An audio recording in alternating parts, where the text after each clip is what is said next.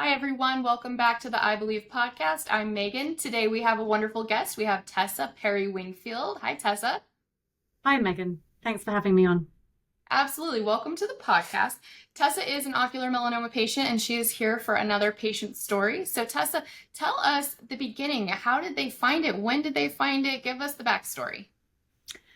Yeah, well, this was properly out of the blue, and I know everyone probably says that, but the speed in which everything happened was quite extraordinary. I had never heard of ocular melanoma, as many people I'm sure will empathize. So I was out running, jogging along the river here in the outskirts of London. I'm in the UK, based in the UK, and just like a really normal day, like it's a grey day, I'm plodding along, not particularly fast, and I'm very short-sighted anyway. So it's very normal for me to have I suppose, adjustments in my strength of my myopia prescription.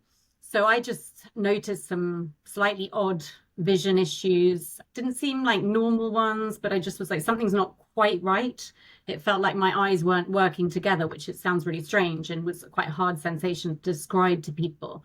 But I just immediately went to my local optometrist, as I often do, I thought, get a prescription tweak in my contact lenses. And, I still got my coat on. It's a cold day and I haven't bothered to take my coat off because I just thought I'd be in and out. And they start looking really deeply in my eye and getting all sorts of horrible, but now I associate them with horrible lenses out and trying to look into the back of my eye and all around my eye.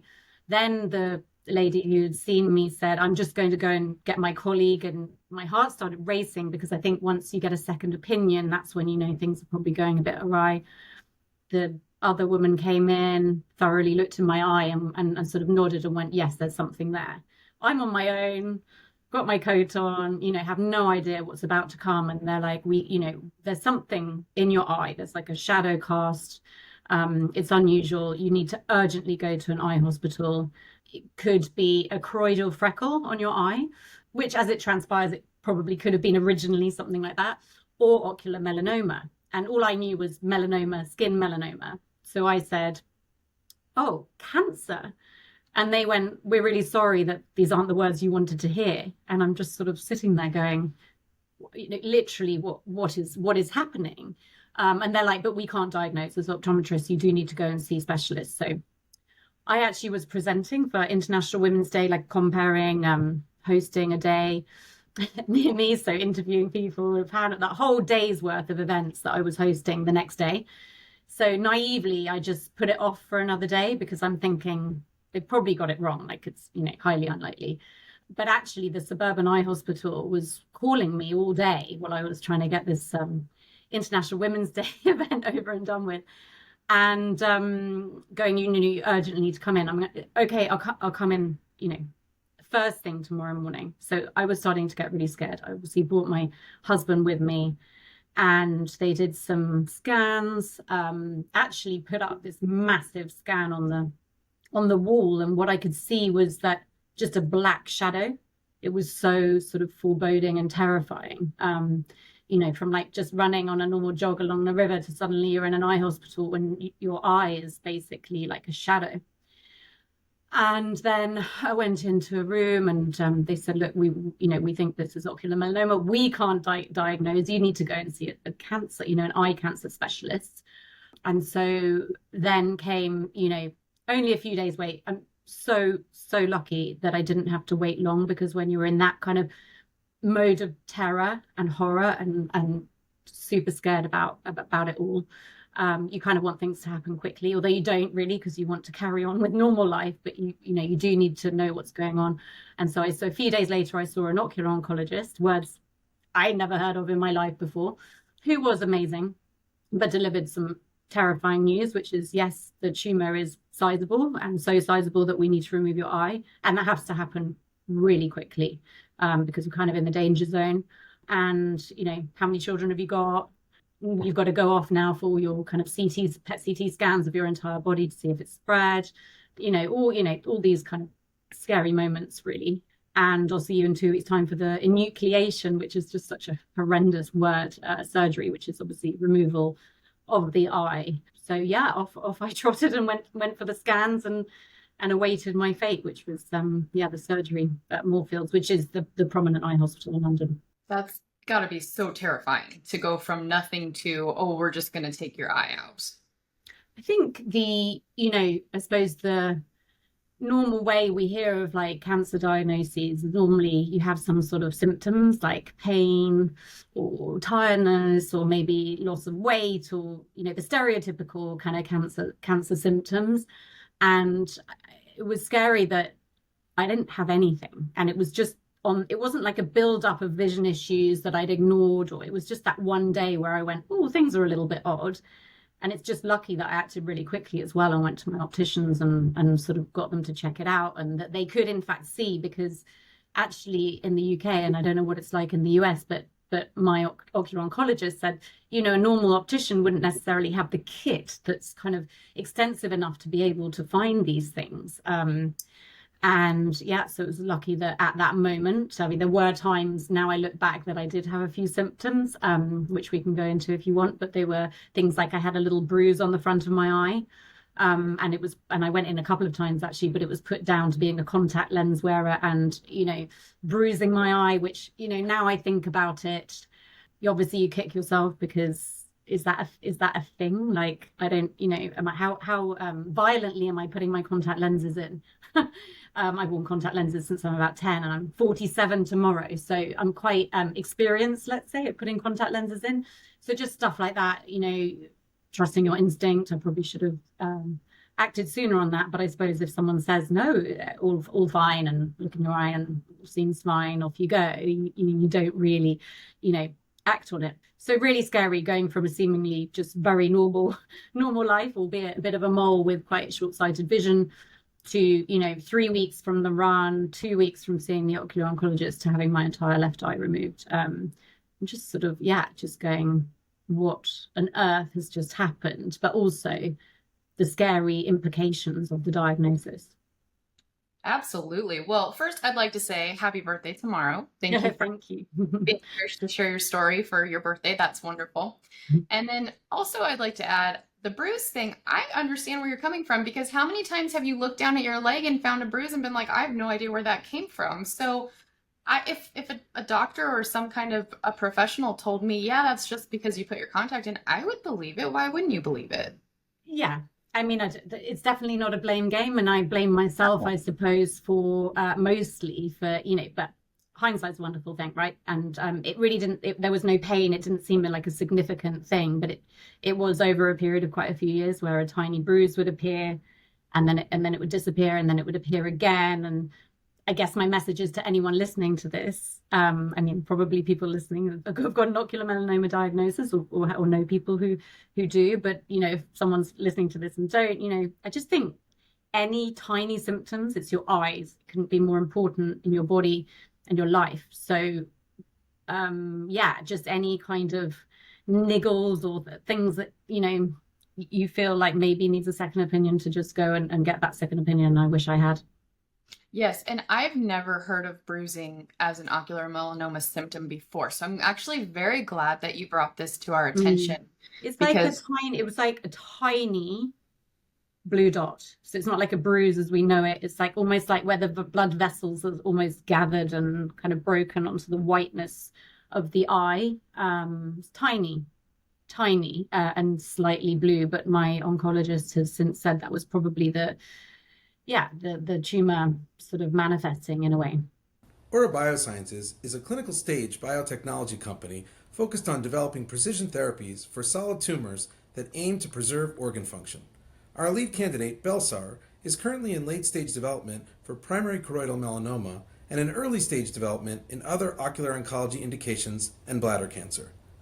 Our mission is to grow as an innovative global oncology company that positively transforms the lives of patients. For more information, please visit us at aurabiosciences.com.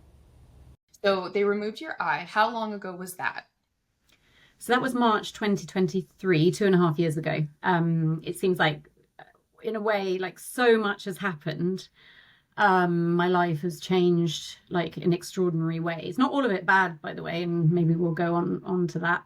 But yeah, that's sort of flown by. But I suppose the time around the surgery and the recovery period is almost like everything's in slow-mo because I had to, and as anyone listening to this who's had the same surgery, and again, I don't know the difference between the UK and the US, but for me, when I had the surgery, I had 7 weeks where I just had a conformer lens in my left eye, no actual eye and no prosthetic in my eye to allow for the healing, of course.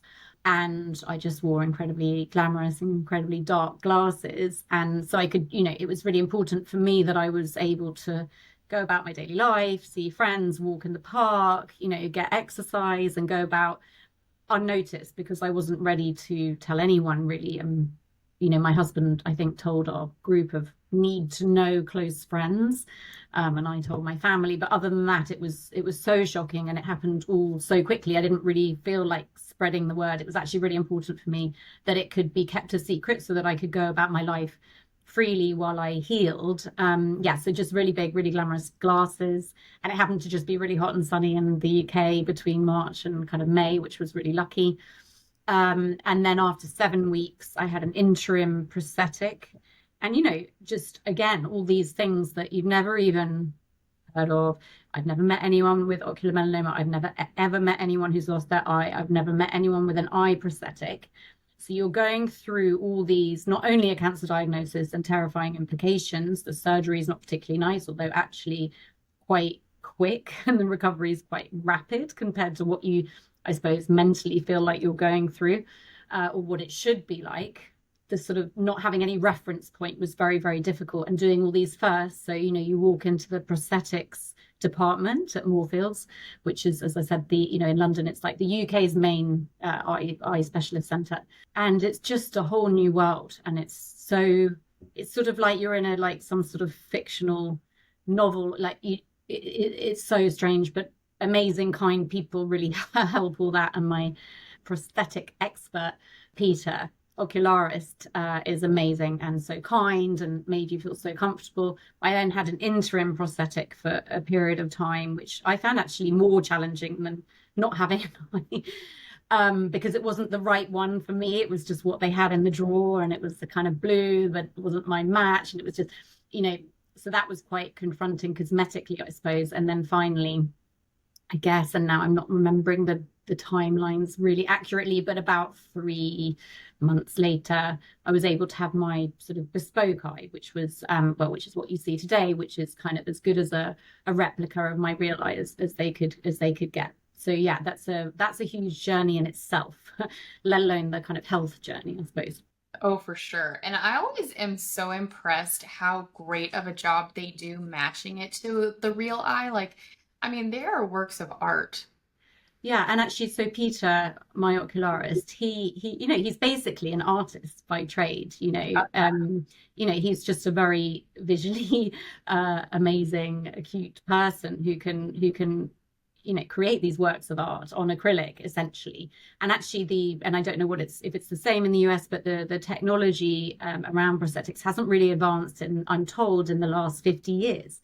So, it's nothing really avant-garde or pioneering, but actually, interestingly, I was put through a trial for prosthetics for a 3D printed eye, and I don't know if you have those, but it's brand new. So my oncologist was behind some of the research and development around it and getting it off the ground, and it was a kind of trial, and I was put into the trial actually, and I went through for the moldings, and then the 3D printing was going to happen in Germany.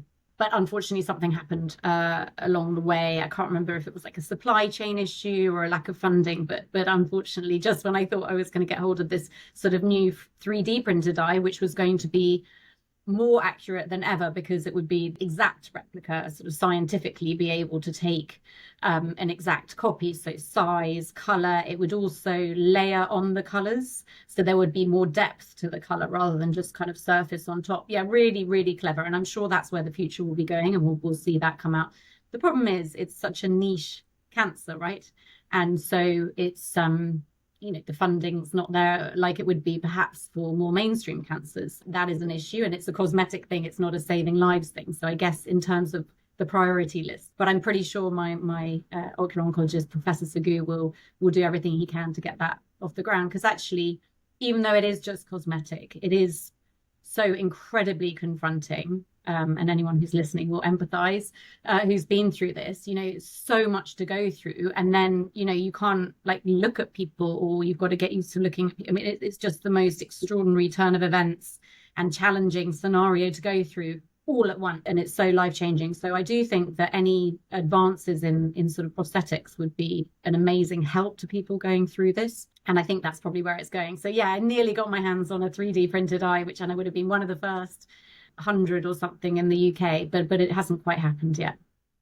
I have not heard about 3D printed eyes yet, so that's fascinating. Castle Biosciences is a proud sponsor of this I Believe podcast. Castle's innovative uveal melanoma tests provide valuable information about the risk of your eye cancer spreading to help you and your healthcare team individualize the management of your disease. To learn more, visit castlebiosciences.com. It is true, the funding issue, absolutely. I think being rare is just hard, and so that's why we try so hard to advocate and get it out there. So again, thank you for being here and telling us all about this, because this is all so helpful for the whole cause and trying to get that spotlight that we really, really need. Yeah, I think and Ocular Insight is doing amazing things in this respect. I think, and it's a difficult one, isn't it? I write quite a lot about my experience because I was a journalist for 10 years and I'm in communications actually now. So I feel really, and PR, and I feel really strongly about, I guess, the story around ocular melanoma, the messaging, I think can be quite confronting around cancer in general, middle-aged cancer. I think certainly in the UK, the UK media is notorious for, sensationalizing things, but there's a huge debate at the moment, rightly so, about why there's been such a spike in midlife cancer diagnosis around certain cancers, not ocular melanoma, which has stayed, according to my oncologist, fairly steady actually over the past few decades. But you can't help, as a consumer of news, feel that sort of shame and blame sometimes, like you've done something wrong, you've got too much cortisol or inflammation in your body, you've eaten too much sugar and all this stuff. And so I've sort of been on a bit of a mission to try and change and challenge some of the stereotypical narratives and views around the cancer, the sort of more generic cancer conversation. But yes, I think education and awareness raising, and one of the messages, or not messages, but one of the, I suppose, key aspects of something I feel passionate about is, just because you get a rare cancer, do you have less right to survive and live and have access to medication? Skin melanoma over here, I keep comparing, sorry, but I really don't know the landscape in the US, so I wouldn't want to say with authority, but over here, skin melanoma, we've had extraordinary breakthroughs. I mean, unbelievable. So immunotherapy developments over here for skin melanoma, like there's never been, it sounds a really crass way of saying it, but there's never been a better time to get skin melanoma because of this access to this amazing immunotherapy, which is saving so many more lives and prolonging the lives of thousands of people. Ocular melanoma, there are clinical trials, of course, going on, and I know that Ocular Insight is very much, involved in raising funds for all those kind of things, I'm sure, and education. But it still doesn't feel like it's in the mainstream or particularly accessible. It feels like it's sort of, far behind, if you like, and that's to do with funding. And funding ultimately is to do with priority. And so, there is, I guess, a very poignant question. If you have a rare cancer, should you be any less have a right to live less, or less likely to survive, if you like? I completely agree. We are very underfunded, and it is something that we're fighting for, and we're making strides, but it's hard. It's an uphill battle for sure. And I agree with everything you said. Yeah, I mean, it's tough. Yeah, so we've just got to bang the drum and do what we can. I think, to my point of, I'd never heard of ocular melanoma, ocular oncology, ocular oncologists, enucleation, ocularis. I mean, it's and there's only about 600 cases in the UK of ocular melanoma a year. It's so rare. And yet I got a call about a year after my surgery from a friend who lives in my area. And she said a friend of hers was going through the same situation as me with her right eye, so the other eye to me. And I was like, oh, I mean, it is so rare. I really don't think so. This woman lives 1 kilometer from my home. She has a partner called Mark. My husband's called Mark. She has 2 cats. I have 2 cats. We are exactly the same age. We are pretty similar in character and personality. We have the same likes and dislikes. And I said, of course she can call me without a doubt, but please don't put her on the phone to me unless you're sure that she's facing something as kind of grave as, you know, an ocular melanoma diagnosis, but also enucleation of the eye, because there's so many other things, you know, obviously the kind of radiation options that can be involved if it's not so far progressed. And our mutual friend said, no, I think she is actually facing that. So anyway, Jo, she's called, phoned me minutes later. Turns out we have the same ocular oncologist, Professor Segur at Moorfields. We have the same oncologist, who's obviously for the surveillance and monitoring mostly of the liver, and same ocularist dealing with our prosthetics. So actually at that time, she was waiting to hear her diagnosis, but unfortunately she did get an ocular melanoma diagnosis, and a year and 2 weeks to the day, probably in the same room she probably stayed in the same room in Moorfields. She had exactly the same operation as I did by the same person. And the parallels in our lives have just been extraordinary. We've become great friends since, and actually we've written together about it in the Times, which is a national editorial newspaper over here. And we've been on BBC Women's Hour to talk about our friendship and stuff like that. So yeah, it's so rare. Talking about the rare nature of the cancer, but yet we have these kind of strange coincidental parallel things going on so close. So that's a little bit out of the ordinary. That is really funny. And it's funny how the world works and brings people together. We actually had a post on our Facebook page not too long ago about how rare it was. I think it was maybe for Rare Cancer Day. And somebody commented, I don't think it's really that rare because I know all these people in my town that have it. And we were like, no, it really is that rare. You just, I don't know. Like, it's the world's weird. Yeah. And then you're like, well, is it something in the water? You know, I don't know. So I think that is an important point is, you know, how do we get to the bottom of how this is caused? And I know sometimes you just have to reconcile yourself with the fact that it's just biological bad luck and there's a glitch in the system, and it's nothing deeper than that. You know, I remember I'm constantly searching for answers for the first 12 months. It actually drove me a bit nuts because I just was like, well, if I know what's caused this, then I can kind of do something to combat, you know, those negative causes and perhaps stave off any negative consequences of this all. And I think it puts you firmly more in control in a situation where you feel completely out of control. But I've asked far and wide, and we still haven't got to the bottom of it. My oncologist, who's in charge of my surveillance and monitoring, really did make me laugh because I think he's, you know, for the 10th time that I was saying, so, you know, what have I done? What have I done? And again, to my point of the news and the constant narratives about middle-aged cancer. And he just turned to me and said, oh, were you a pilot? Like this, completely seriously. And I'm like, nope, that's not been on my career list, pilot. He's like, oh, I was just thinking, you know, maybe if you've been a pilot, you know, the radiation exposure, something like that. And I'm like, no. So even he's like, you know, everyone's kind of clutching at straws still. I don't know if that's the case in the US. Something perhaps to do with my Irish heritage, pale skin and blue eyes has been mentioned as most, you know, as in terms of the demographic, you know, of people who are more likely to get ocular melanoma, and possibly a freckle, which I mentioned at the very, very beginning, that's gone rogue, a bit like I suppose skin cancer starts. So yeah, getting to the bottom of it is difficult. As I said, maybe, you know, in my case, something in the water in our local area.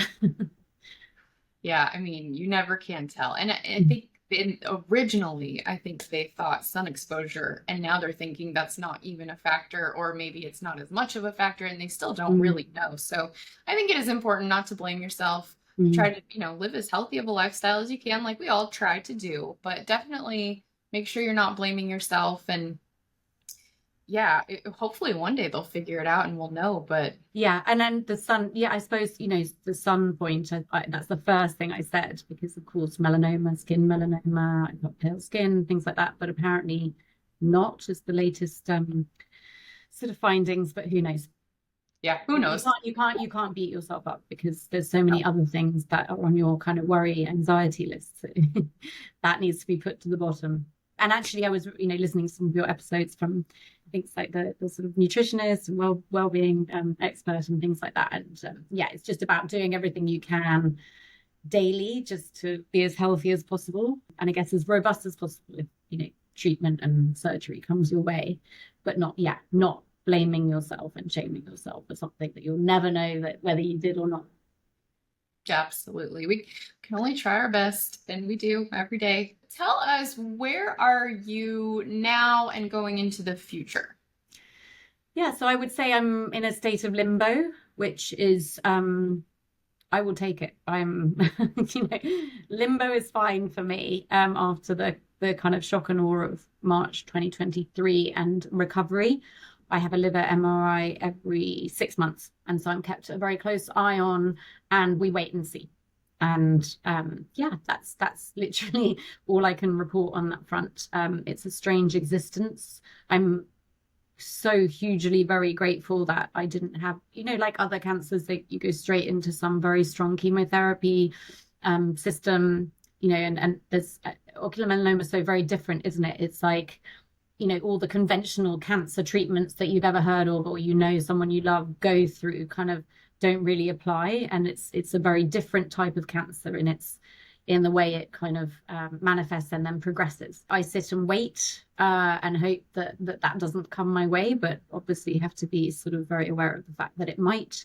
But try and keep anxiety at bay and hope for the best. People on clinical trials over here, so there are the very beginnings of clinical trials, which have been pretty groundbreaking and I guess quite similar to the immunotherapy we talked about skin cancer. And you'll know more because I know that you sort of deep dive into the latest sort of pioneering treatments stuff in your podcast. But yes, I do know people who are kind of on clinical trials or being monitored so that they can be put straight onto the immunotherapy trial, the moment anything changes. It's comforting to know that there are some changes and advances, but for now, I find I'm on a 6 monthly cycle of I live to see another 6 months and then we go again.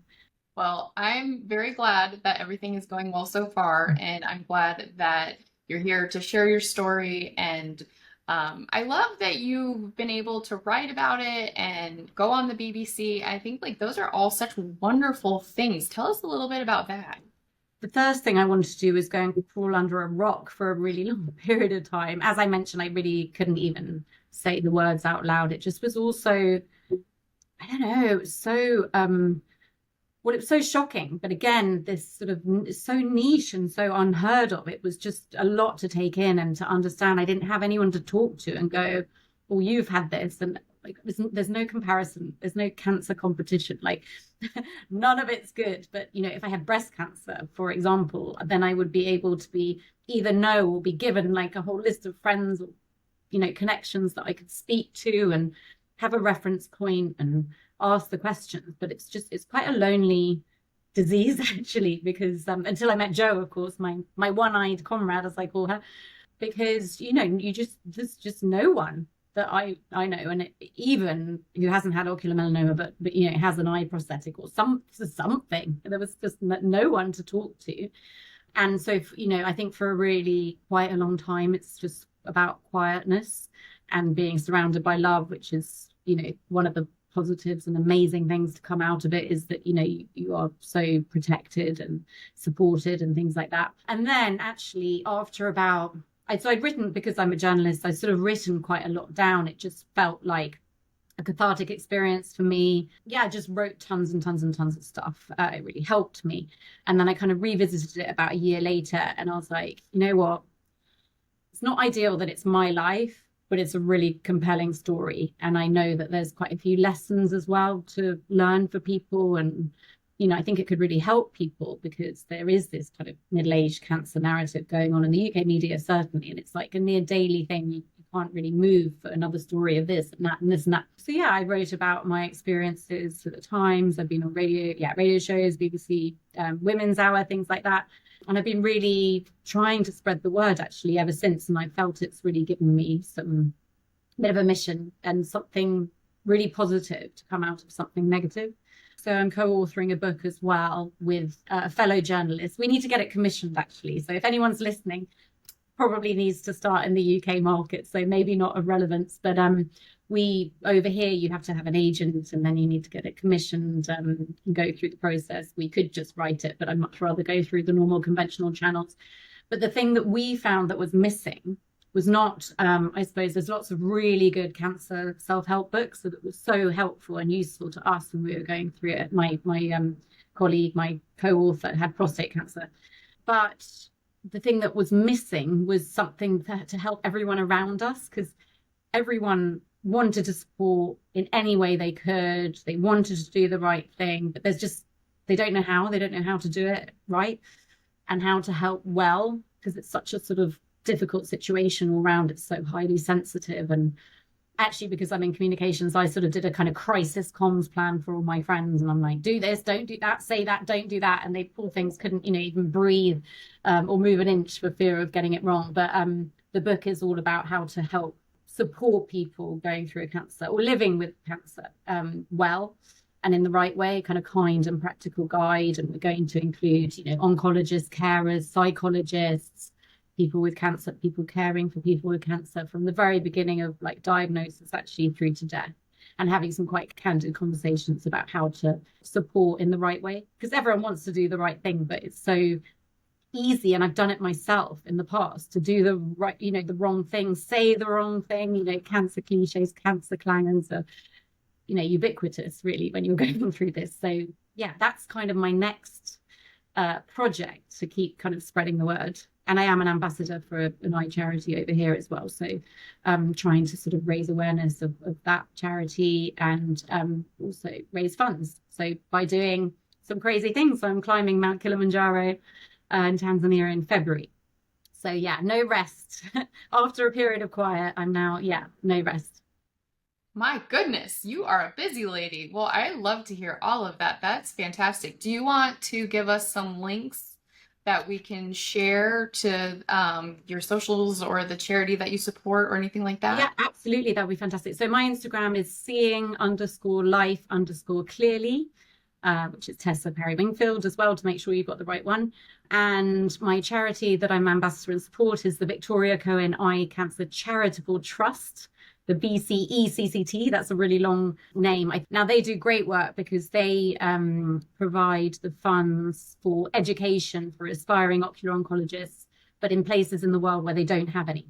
So, in some countries, if you've got an ocular melanoma diagnosis, it would be awful because there wouldn't be anyone for you to go to with this kind of specialist expertise. So I feel really passionate about that charity. It's humble, but small and humble, but also very mighty and doing great work. I have my own platform, which is to do with all the kind of storytelling aspects and the speaker gigs that I do to try and spread the word, which kind of houses everything that I've written about so far, if people are interested, which is tessaparry-wingfield.com.